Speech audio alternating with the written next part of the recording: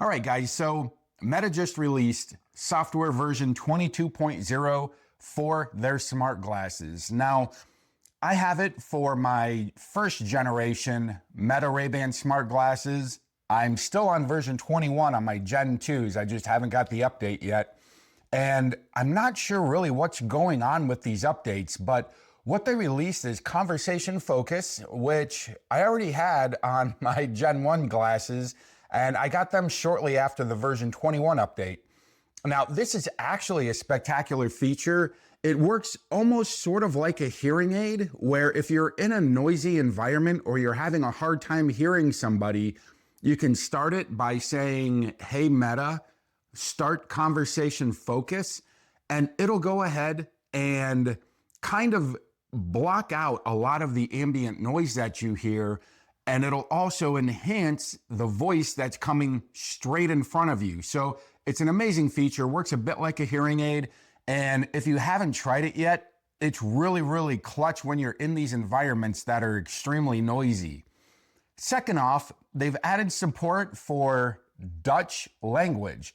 So if you go into translation and you search the different languages, you should see Dutch in there. And even though I have version 22, I do not have Dutch in there. I don't know what's up with their software updates, but this apparently is one that they're just rolling out. So I don't have that yet. And that's really an area where they need to focus more on, because they don't even have a dozen languages on there. And I would really like them to expand the available languages that they have. I'm really happy for the people who speak Dutch, all my Dutch friends out there, hello. I'm really excited that, they can have conversations with people using the glasses who don't speak Dutch. And it's just, I would be more excited about it, I think, if I had it in there, but it's saying they released it and I don't. So there's that. And then finally, they have more detail when using Meta AI. You can see here my early access. I've had it available, maybe since version 20.